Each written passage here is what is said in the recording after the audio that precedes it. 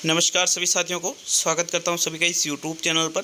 साथियों, जैसा कि आपको पता चल गया होगा कि रीट के जो 4 शिफ्ट में पेपर हुए थे, इन चारों शिफ्टों के जो ओरिजिनल पेपर है उनकी पीडीएफ माध्यमिक शिक्षा बोर्ड ने साथियों अपना जो ऑफिशियल वेबसाइट है आरबीएससी की उस पर अपलोड कर दिए हैं। तो पूरे पेपर यहां पर हमारे सामने आ चुके हैं। तो हम पूरे जो लेवल 1 के जो एक पेपर है, लेवल 2 के जो 3 पेपर है, उनका हल बिल्कुल 2 दिन के अंदर अंदर पूरा पेपर का सॉल्यूशन हम करने वाले हैं। तो यहाँ पर आज जो इस पेपर का हम सॉल्यूशन कर रहे हैं वह लेवल 1 का पेपर है और उसमें इस वीडियो के माध्यम से हम साइकोलॉजी के पूरे 30 प्रश्नों को हल करने वाले हैं साथियों, बिल्कुल ओरिजिनल पेपर से। ठीक है, तो चलिए शुरू करते हैं आज के इस वीडियो को। तो यहाँ पर देखिएगा, शिफ्ट फर्स्ट का ये पेपर है, PL paper code PL first है और यहाँ सीरीज कोड ए है। जैसा कि यहाँ पर आप देख रहे होंगे कि ये फर्स्ट लेवल का ही पेपर है जिसमें हम psychology, language first, language second और मैथमेटिक्स और इन्वायरमेंट स्टडीज, इन चीज़ों के बारे में आपको इस पेपर में मिल जाएगा। लेकिन इस वीडियो में हम सिर्फ और सिर्फ साइकोलॉजी को हल करने वाले हैं साथियों। तो देखिएगा, यहाँ पर बाल विकास एवं शिक्षा शास्त्र के कुल 30 प्रश्न हैं। अब पहला प्रश्न देखते हैं। तो पहला प्रश्न क्या पूछा गया था साथियों आपसे? पहला प्रश्न था, निम्नलिखित में से कौन सा या कौन से कथन असत्य है? तो असत्य कथन का आपको चुनाव करना था। पहला विकल्प है, यह समझना जरूरी नहीं है कि प्रत्येक बच्चा अद्वितीय है। दूसरा है, बच्चा एक एकीकृत पूर्ण के रूप में विकसित होता है। तीसरा है, विकास के एक पहलू में किसी समस्या की दूसरों को प्रभावित करने की संभावना होती है। और तीसरा है, विकास एक अनुक्रमिक प्रक्रिया है। तो साथियों यहाँ पर देखिएगा, विकल्प है, अब पहला विकल्प ए, बी और सी कथन असत्य है। दूसरा बी और सी कथन असत्य है। तीसरा सी और डी कथन असत्य है और चौथा केवल ए कथन असत्य है। तो साथियों आपको यहाँ असत्य कथन को देखना है। तो सबसे पहले तो हम असत्य कथन को देख लेते हैं कि भाई कौन सा कथन यहाँ पर असत्य है। तो पहला कथन क्या कह रहा है कि यह समझना जरूरी नहीं है कि प्रत्येक बच्चा अद्वितीय है। तो भाई प्रत्येक बच्चा अपने आप में अद्वितीय होता है, तो ये कथन क्या हुआ? असत्य हुआ। तो सी और डी को आप हटा दीजिए, बी और सी को हटा दीजिए। अब आपके सामने डी और ए, इनमें ही ए वाला विकल्प है। ठीक है, अब दूसरा कथन क्या कह रहा है? बच्चा एक एकीकृत पूर्ण के रूप में विकसित होता है, कथन सत्य है। तो बी कथन भी आपके सत्य हुआ, सत्य नहीं हुआ। तो मतलब बी वाला भी यहाँ पर गलत हो गया। तो ओनली ए वाला विकल्प ही आपके इस प्रश्न का सही आंसर रहेगा। मतलब डी विकल्प सही है, केवल ए यहाँ पर असत्य है। नेक्स्ट दूसरा प्रश्न जो पूछा गया था वो था, रिक्त स्थान है जिसकी पूर्ति करनी है, तब होता या होती है जब परिपक्वता और अनुभव के कारण मनुष्य में क्रमबद्ध और प्रगतिशील परिवर्तन होते हैं। तो भाई यहाँ पर परिपक्वता और अनुभव के कारण, तो साथियों अनुभव के कारण वृद्धि तो नहीं होती है, अनुभव के कारण शारीरिक बदलाव भी नहीं होते हैं। यहाँ राइट आंसर होगा विकास। क्या होगा साथियों? विकास। विकास तब होता है जब परिपक्वता और अनुभव के कारण मनुष्य में क्रमबद्ध और प्रगतिशील परिवर्तन होते हैं। तो इस प्रश्न का आंसर विकास बिल्कुल सही है साथियों। नेक्स्ट तीसरा प्रश्न देखेंगे। तो तीसरा प्रश्न पूछा गया था, निम्नलिखित में से कौन सी बचपन की विशेषता नहीं है? जो विशेषता बचपन की नहीं है, ऑप्शन था प्राक टोली आयु, अनुकरणीय आयु, सवाल करने की आयु और खिलौने की आयु। तो देखो यहाँ पर इस क्वेश्चन में एक बात है, विच इंग्लिश में भी पढ़ना था, which of the following is not a characterized of early childhood. तो अर्ली चाइल्डहुड का मतलब क्या हुआ साथियों? पूर्व बाल्यावस्था। तो पूर्व बाल्यावस्था की बात की जा रही है। पूर्व बाल्यावस्था में बालक खिलौनों की आयु इसको कहा जाता है, बड़ों का अनुकरण भी करता है। अब पहला या तीसरा, तो देखो सवाल करने की आयु भी होती है। वो यहाँ पर सवाल करता है कि यह क्या है और यह कौन है। ठीक है, उसके ये सवाल जब वो बड़ा होता है, बाल्यावस्था में चला जाता है, तो इसमें बदल जाता है कि यह क्यों है और यह कैसे हैं। लेकिन क्या, कौन और क्या से सवाल तो इसमें भी करता है, इसलिए इस प्रश्न का आंसर प्राक टोली आयु को माना जाएगा साथियों। नेक्स्ट चौथा प्रश्न देखेंगे। तो प्राक टोली तीसरे प्रश्न का सही उत्तर है। चौथा प्रश्न, प्रकृति एवं पोषण विवाद निम्नलिखित में से किससे संबंधित है? विकल्प है आनुवांशिकी एवं वातावरण, व्यवहार एवं वातावरण, वातावरण एवं जीव विज्ञान और वातावरण एवं पालन पोषण। तो देखो प्रकृति एवं पोषण विवाद जो है साथियों, यह हमारी प्रकृति का मतलब तो आनुवांशिकी से लिया जाएगा और जो पोषण है इसका अर्थ वातावरण से लिया जाएगा। तो यह हमारे आनुवांशिकी एवं वातावरण से संबंधित है।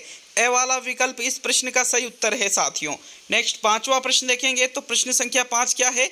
प्रतिभाशाली बालक की बुद्धि लब्धि होती है 130, 55, 140 और 120। तो देखो इस सवाल को जब हमने स्मृति पर आधारित प्रश्न करवाए थे तो उसमें भी बहुत सारे सवाल हम हल कर चुके थे साथियों। तो अब ये ओरिजिनल पेपर को पूर्ण रूप से हल करिएगा। प्रतिभाशाली बालक की बुद्धि लब्धि 140 होती है और 140 किसने बताई थी? टर्मन ने जो बुद्धि लब्धि की सारणी दी थी उसी में टर्मन के अनुसार प्रतिभाशाली बालक की बुद्धि 140 या इससे अधिक होती है। तो बी वाला विकल्प इस प्रश्न का सही उत्तर है साथियों। नेक्स्ट 6वां प्रश्न देखेंगे। प्रश्न संख्या 6 है स्कूलों को व्यक्तिगत भिन्नताओं का ध्यान रखना चाहिए क्यों रखना चाहिए व्यक्तिगत भिन्नताओं का ध्यान स्कूलों को? क्योंकि प्रत्येक छात्र को विशिष्ट महसूस करवाना है, क्योंकि छात्र के बीच के अंतर को कम करना है, क्योंकि छात्रों एवं भाषाओं की क्षमता और प्रदर्शन को नहीं जानना है, और चौथा है समझने के लिए कि छात्र सीखने में समर्थ या असमर्थ क्यों हो रहे हैं।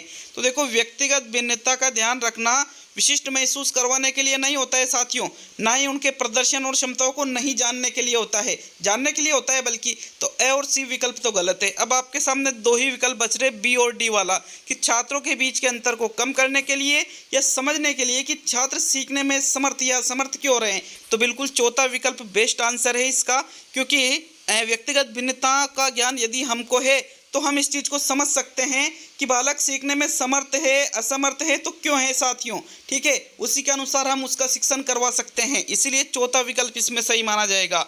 नेक्स्ट 7वां प्रश्न देखेंगे तो प्रश्न नंबर 7 है 16 वर्ष आयु का बच्चा बुद्धि लब्धि परीक्षण में 75 अंक प्राप्त करता है, उसकी मानसिक आयु रिक्त स्थान है जिसकी पूर्ति करनी है वर्ष होगी। तो 8 वर्ष होगी, 14 वर्ष होगी, 15 वर्ष होगी या 12 वर्ष होगी। तो देखो आयु उसकी 16 वर्ष है और बुद्धि लब्धि में 75 अंक की प्राप्त की है, तो मतलब उसकी जो मानसिक आयु है वो कम होगी।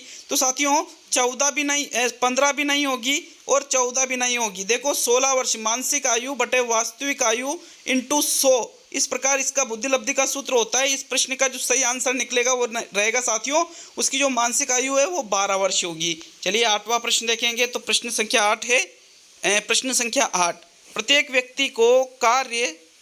व्यक्ति का कार्य निश्चित योग्यताओं का प्रतिबिंब होता है। फिर आगे किसी विशेष कार्य को करने में व्यक्ति अपनी समस्त मानसिक योग्यताओं में से कुछ को प्रतिदर्श के रूप में चुनाव कर लेता है। यह सिद्धांत किसने दिया? तो प्रतिदर्श के रूप में चुनाव कर रहा था साथियों थॉर्नडाइक, गिलफोर्ड, थ्रस्टन और थॉमसन। तो साथियों प्रतिदर्श से संबंधित जो सिद्धांत दिया गया था वो थॉमसन के द्वारा दिया गया था। किसके द्वारा दिया गया था? बुद्धि का प्रतिदर्श का सिद्धांत थॉमसन के द्वारा दिया गया था। चौथा विकल्प इस प्रश्न का सही उत्तर है। चलिए अगला 9वां प्रश्न देखेंगे तो प्रश्न संख्या 9 है निम्न में से कौन सी व्यक्तित्व मापन की प्रक्षेपी विधि है? निर्धारण मापनी, अवलोकन, साक्षात्कार और कथानक संप्रत्यय परीक्षण। तो साथियों व्यक्तित्व मापन की जो प्रक्षेपी विधि है, देखो प्रक्षेपी विधि का मतलब क्या होता है साथियों? जो अचेतन मन का अध्ययन करे, या निर्धारण मापनी, साक्षात्कार और अवलोकन तीनों ही अप्रक्षेपित विधियों में आती है, जबकि कथानक संप्रत्यय परीक्षण जिसको थीमेटिक एप्रिसिएशन टेस्ट भी कहते हैं साथियों मॉर्गन व मुर्रे के द्वारा ये विधि दी गई थी और यह व्यक्तित्व मापन की एक प्रक्षेपी विधि है। तो चौथा विकल्प आपके 9वें प्रश्न का सही उत्तर होगा। चलिए 10वें प्रश्न की ओर बढ़ेंगे। आपके प्रश्न संख्या 10 है सृजनात्मकता मुख्यतः किससे संबंधित है? तो अति सक्रियता से, कम बोधगम्यता से, अभिसारी चिंतन से और अपसारी चिंतन से। तो देखो सृजनात्मकता का संबंध अति सक्रियता से नहीं है, ना ही अभिसारी चिंतन से। अभिसारी चिंतन का संबंध तो किससे? बुद्धि से। कई बार बता रखा है मैंने जब आपको पहले पढ़ाया था साथियों। राइट आंसर है सृजनात्मकता मुख्यतः अपसारी चिंतन डाइवर्जेंट थिंकिंग से संबंधित है साथियों। तो 10वें प्रश्न में आपके चौथा विकल्प सही है। नेक्स्ट 11वां प्रश्न देख लेते हैं। 11वां प्रश्न है निम्नलिखित में से कौन सी स्थिति समायोजन को बढ़ावा देती है? समायोजन को बढ़ावा देने वाली स्थिति कौन सी है? तो तीव्र चिंता, अपराध बोध के बारे में जुनूनी सोच, बीमारी का डर और विक्षिप्त भय और चिंता से मुक्ति। तो देखो तीव्र चिंता तो समायोजन को बढ़ावा थोड़ी देगी साथियों। तीव्र चिंता, बीमारी का डर, अपराध बोध के बारे में जुनूनी सोच, ये चीज़ें समायोजन को बढ़ावा नहीं देगी, बल्कि समायोजन को बढ़ावा देने वाला जो विकल्प है वो है चौथा विकल्प विक्षिप्त भय और चिंता से मुक्ति। यह समायोजन को बढ़ावा देती है। फोर्थ विकल्प आपके प्रश्न संख्या 11 में सही है। चलिए 12वां प्रश्न देखेंगे तो प्रश्न संख्या 12 प्रतिभाशाली बालक के लक्षण क्या है? तो कथन पहला है अभिव्यक्ति में नव्यता, दूसरा है जिज्ञासा, तीसरा है वार्तालाप प्रियता और चौथा है अति सक्रियता। तो अति सक्रियता तो बालक में नहीं पाई जाती है जो प्रतिभाशाली होती है, तो चौथा विकल्प आपको जहाँ जहाँ लग रहा है वो गलत हो गया साथियों। तो मतलब यहाँ पर एक ही विकल्प बचा बी वाला, पहला और दूसरा। जो प्रतिभाशाली बालक होते हैं उसमें जिज्ञासा पाई जाती है और अभिव्यक्ति में नव्यता भी पाई जाती है साथियों। तो दूसरा विकल्प आपके इस प्रश्न का बिल्कुल सही आंसर है। चलिए 13वां प्रश्न देखते हैं। प्रश्न संख्या 13 है, बुद्धिलब्धि के लिए निम्नलिखित फॉर्मूला किसने दिया? बुद्धिलब्धि बराबर मानसिक आयु बटे कालाकार्मिक आयु इंटू 100। तो देखो कालाकार्मिक आयु को ही वास्तविक आयु कहते हैं, जो हमारी शारीरिक आयु होती है, हम जितने साल के हो चुके होते हैं। तो विलियम स्टर्न ने, टर्मन ने, बिने ने और गाल्टन ने। साथियों देखो बिने और गाल्टन तो इसका आंसर है ही नहीं। अब यहाँ टर्मन और स्टर्न दोनों का नाम आता है बुद्धिलब्धि के सूत्र में। देखो मैं आपको बता दूं 1912 में विलियम स्टर्न के द्वारा सूत्र दिया गया था मानसिक आयु बटे कालाकार्मिक आयु या वास्तविक आयु, लेकिन इसमें इंटू 100 का प्रयोग यहाँ स्टर्न ने नहीं किया था बल्कि टर्मन ने किया था 1916 में, कि भाई बुद्धिलब्धि का सूत्र ये नहीं रहेगा, इसमें इंटू 100 भी लगेगा। तो साथियों इस प्रकार हम कह सकते हैं, तो इस प्रश्न का उत्तर टर्मन ही रहेगा, मानसिक आयु बटे कालाकार्मिक आयु इंटू 100, ये टर्मन ने दिया था। तो दूसरा विकल्प इस प्रश्न का बिल्कुल सही है। नेक्स्ट अगला जो प्रश्न क्या पूछ रहा है उसको देखते हैं। तो 14वां प्रश्न है, रवि का बुद्धि परीक्षण इंगित करता है कि वह औसत से लेकर औसत से अधिक बुद्धिमत्ता की श्रेणी में आता है। फिर आगे हम देखें, हालांकि पढ़ने, वर्तनी, सामाजिक विज्ञान और विज्ञान में उसके ग्रेड बहुत कम हैं, उसके गणित के ग्रेड काफ़ी अधिक है। रवि लेखन कौशल में भी अच्छा है, तो रवि में अधिक संभावना है। तो डिस्कैलकुलिया की, देखो गणित में अच्छा है तो डिस्कैलकुलिया की संभावना नहीं होगी। डिस्ग्राफिया, डिसलेक्सिया या डिस्फेजिया, तो साथियों डिस्फेजिया तो बोलने संबंधित विकृति है, डिसलेक्सिया पढ़ने संबंधी और डिस्ग्राफिया लेखन संबंधी। अब यहाँ पर बात की जा रही है, हालांकि पढ़ने में, वर्तनी में, सामाजिक विज्ञान में और विज्ञान में उसके ग्रेड बहुत कम है, तो पढ़ने में ग्रेड कम है तो मतलब डिसलेक्सिया रहेगा उसको। तो सी वाला विकल्प आपके इस प्रश्न का बिल्कुल सही आंसर है साथियों। चलिए अगला प्रश्न देखेंगे। आपके प्रश्न संख्या 15 है, जो परिभाषा है सीखना व्यवहार में उत्तरोत्तर सामंजस्य की एक प्रक्रिया है, यह कथन किस शिक्षाविद के द्वारा दिया गया है? तो विकल्प आपके सामने हैं, स्किनर के द्वारा, क्रो एंड क्रो के द्वारा, वुडवर्थ के द्वारा और गेट्स व अन्य के द्वारा। तो साथियों सीखने से संबंधित ये जो परिभाषा दी गई है कि सीखना क्या है, व्यवहार में उत्तरोत्तर सामंजस्य की प्रक्रिया है। साथियों ये कथन है स्किनर के, B.F. स्किनर, ब्रूसस फ्रेडरिक स्किनर के द्वारा दिया गया है। प्रथम विकल्प बिल्कुल यहाँ पर सही रहेगा। नेक्स्ट 16वां प्रश्न देखेंगे। तो चलिए 16वां प्रश्न क्या पूछ रहा है, कक्षा 2 की छात्रा सृष्टि को अध्यापिका ने मूल गणित विषय के सवाल करवाए। अगले दिन उसने बाजार में सामान खरीदने के उपरांत दुकानदार द्वारा की गई योग की गलती को चिन्हित करके सही करवाया। तो यह अधिगम का कौन सा प्रकार है? नकारात्मक स्थानांतरण, सकारात्मक स्थानांतरण, द्विपक्षीय स्थानांतरण और शून्य स्थानांतरण। तो देखो पहले तो अध्यापिका ने सृष्टि को क्या करवाया साथियों, गणित के सवाल हल करवाए थे। दूसरे दिन दुकानदार ने जो गलती की थी उसको चिन्हित करके सही करवाया, किससे? सृष्टि से। तो साथियों एक क्षेत्र का स्थानांतरण दूसरा क्षेत्र में हो रहा है तो उसको हम सकारात्मक स्थानांतरण कहेंगे। ठीक है, बी वाला विकल्प आपके इस प्रश्न का सही आंसर होगा। चलिए नेक्स्ट 17वें प्रश्न को देखते हैं। आपके प्रश्न नंबर 17 है, एक व्यक्ति में एक समय पर दो विपरीत इच्छाओं का होना कहलाता है। तो द्वंद्व कहलाता है, कुंठा कहलाता है, चिंता कहलाता है या दबाव कहलाता है? एक व्यक्ति में एक समय पर दो विपरीत इच्छा, कि भाई मैं ये भी कर लूँ, मैं ये भी कर लूँ, इन दोनों में से क्या करना है, ये कन्फ्यूजन व्यक्ति के जब होता है, एक समय में जब दो विपरीत इच्छाओं का होना होता है तो उसको साथियों द्वंद्व कहते हैं, कॉन्फ्लिक्ट के नाम से उसको जाना जाता है कि यार ये करूँ या ये करूँ, मतलब कंफ्यूज होना एक तरह से। ठीक है, तो द्वंद्व वाला विकल्प इस प्रश्न का बिल्कुल सही आंसर था साथियों। नेक्स्ट 18वां प्रश्न देखते हैं। तो प्रश्न संख्या 18, निम्न में से किस सिद्धांत को पुनर्बलन का सिद्धांत भी कहते हैं? पुनर्बलन का सिद्धांत इनमें से किस सिद्धांत को कहा जाता है? तो क्रिया प्रसूत अनुबंधन के सिद्धांत को, उद्दीपक अनुक्रिया के सिद्धांत को, शास्त्रीय अनुबंधन के सिद्धांत को और अंतर्दृष्टि सिद्धांत को। तो साथियों अंतर्दृष्टि का सिद्धांत गेस्टाल्टवादियों ने दिया था, इसको नहीं कहते हैं। शास्त्रीय अनुबंधन का सिद्धांत पावलोव ने दिया था, इसको भी नहीं कहते हैं। उद्दीपक अनुक्रिया का सिद्धांत थॉर्नडाइक ने दिया था, इसको भी नहीं कहा जाता है। बल्कि इसका सही उत्तर है जो क्रिया प्रसूत अनुबंधन का सिद्धांत है, इसी को पुनर्बलन का सिद्धांत भी कहते हैं। ये सिद्धांत B.F. स्किनर के द्वारा दिया गया था साथियों, और स्किनर ने अपने इस सिद्धांत में पुनर्बलन का प्रयोग किया था। हालांकि मूलतः पुनर्बलन का सिद्धांत किसका था साथियों? हल का था। किसका था? हल का था, लेकिन वो तो विकल्प में नहीं है, इसीलिए हम क्रिया प्रसूत अनुबंधन को यहाँ पर सही करेंगे। ए वाला विकल्प 18वें प्रश्न का सही उत्तर है। चलिए 19वां प्रश्न को देखते हैं, प्रश्न संख्या 19।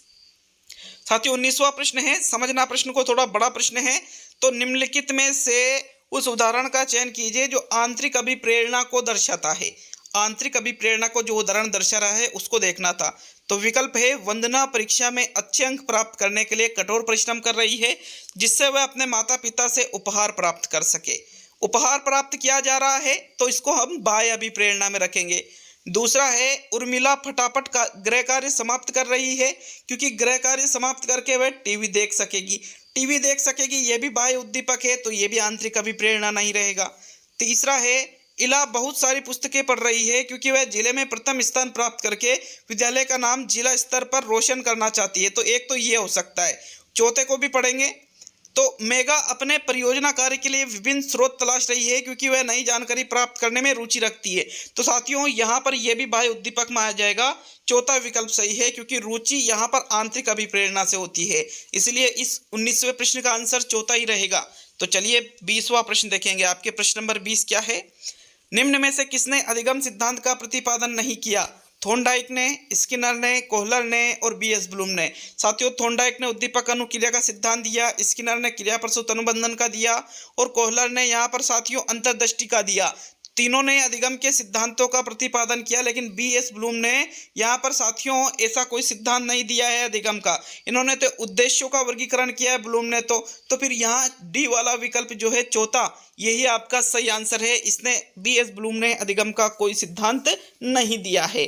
तो फोर्थ विकल्प सही है प्रश्न संख्या 20 में। चलिए अगला 21वां प्रश्न देखेंगे। प्रश्न नंबर 21 क्या है?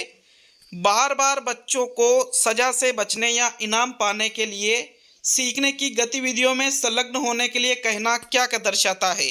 तो विकल्प है आपके सामने, उनकी बाहरी प्रेरणा को कम करता है, उनकी आंतरिक प्रेरणा को बढ़ाता है, बच्चों को लक्ष्य प्रदर्शन की बजाय महारत हासिल करने के प्रति ध्यान केंद्रित करने के लिए प्रोत्साहित करता है, और बच्चों की प्राकृतिक रुचि और सीखने में शामिल होने की जिज्ञासा को कम करता है।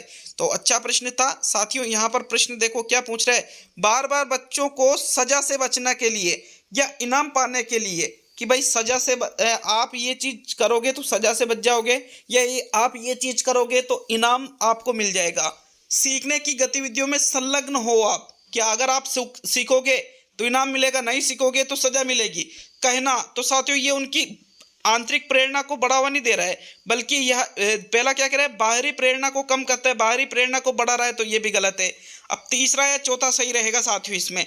तो देखो चौथा विकल्प इसमें सही रहेगा, बच्चों की प्राकृतिक रुचि और सीखने में शामिल होने की जिज्ञासा को वो कम करता है। फोर्थ विकल्प इस प्रश्न का बिल्कुल सही आंसर है साथियों। नेक्स्ट प्रश्न संख्या 22 को देखेंगे। 22वां प्रश्न है आपके, आरटी अधिनियम 2009 के अनुसार शिक्षकों के लिए प्रति सप्ताह काम के निर्धारित घंटे कितने हैं? तो 40 घंटे हैं, 45 घंटे हैं, 42 घंटे हैं और 48 घंटे हैं। देखो आरटी 2009 कहती है कि एक शिक्षक के द्वारा एक सप्ताह में निर्धारित जो घंटों की संख्या है वो है साथियों 45। कितने घंटे हैं कि एक शिक्षक एक सप्ताह में न्यूनतम 45 घंटे शिक्षण कार्य करेगा, जिसमें उसके तैयारी के घंटे भी शामिल होंगे।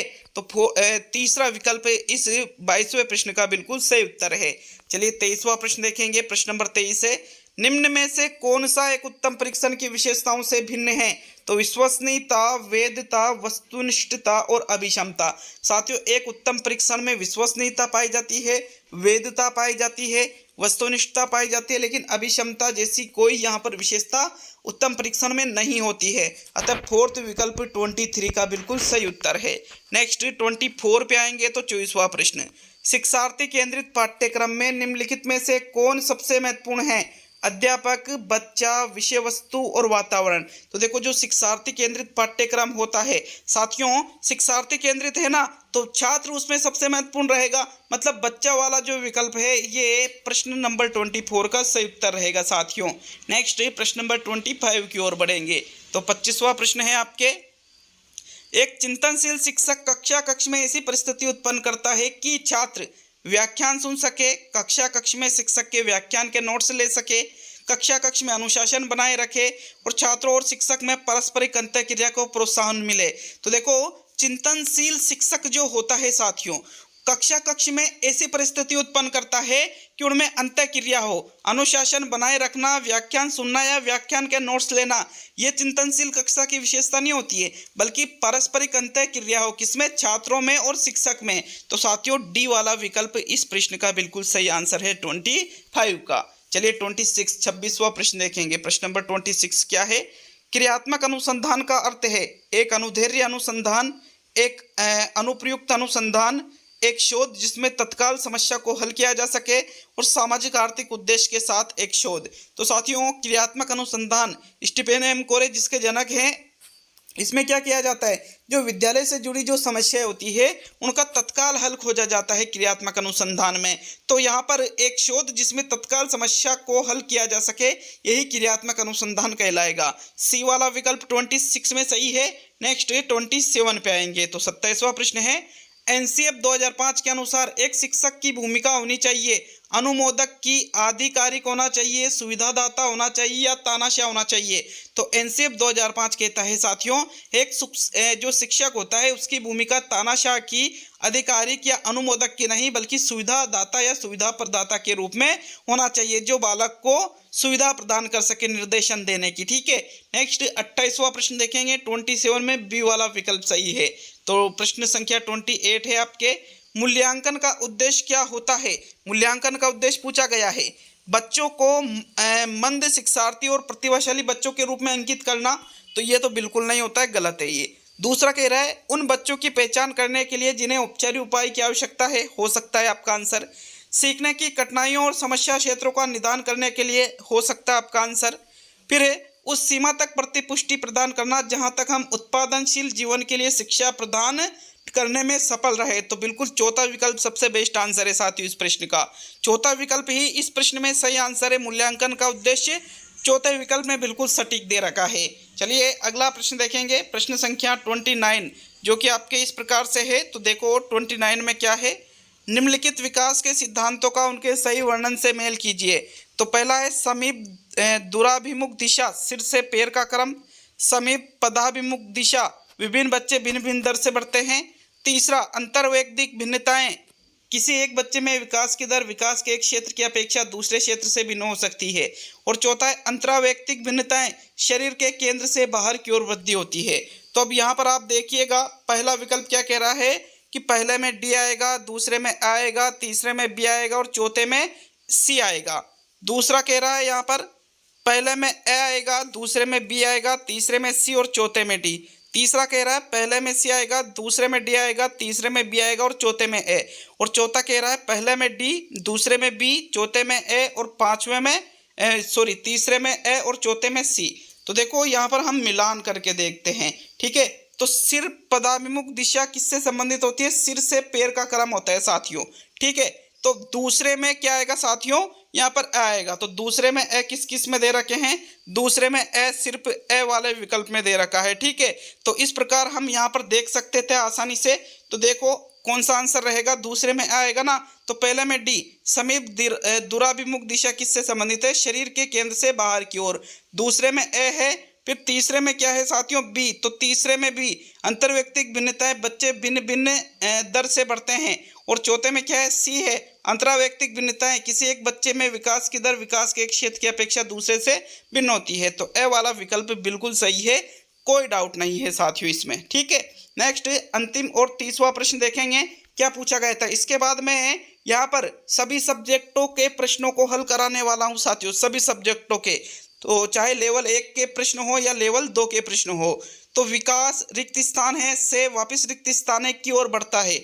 तो विकास सामान्य से विशिष्ट की ओर बढ़ता है, जटिल से कठिन की ओर बढ़ता है, विशिष्ट से सामान्य की ओर बढ़ता है और साधारण से आसान की ओर बढ़ता है। साथियों विकास में पहले सामान्य गुण आते हैं और फिर धीरे धीरे उनमें विशिष्टता आती जाती है। जैसे पहले बालक अपने पूरे हाथ का प्रयोग करता है किसी चीज़ को पकड़ने के लिए और फिर अंत में वो उंगलियों के सारे चीज़ों को पकड़ने लग जाता है। तो विकास सामान्य से विशिष्ट की ओर बढ़ता है। पहला वाला विकल्प इस प्रश्न का बिल्कुल सही उत्तर है। तो ये लेवल फर्स्ट में जो साइकोलॉजी का पेपर था उसके 30 प्रश्नों को मैंने हल बताए हैं और लगभग पूरे प्रश्न सही बताने की पूरी कोशिश की है। एक दो प्रश्नों में अगर लगता है आपको कि इसमें थोड़ा चेंजेस बताया गया है तो निश्चित रूप से कमेंट बॉक्स में कमेंट जरूर करें। साथियों वीडियो अच्छा लगे तो लाइक शेयर जरूर करिएगा। जल्द ही आपको रीट मेंस एग्जाम की तैयारी आपको 1 अगस्त से करवाई जाएगी। 1 अगस्त 2022 से साथियों रीट मेंस एग्जाम की तैयारी आपको इसी यूट्यूब चैनल पर पूर्णतः निःशुल्क करवाई जाएगी। तो मिलते हैं नेक्स्ट वीडियो में। बहुत बहुत धन्यवाद सभी का।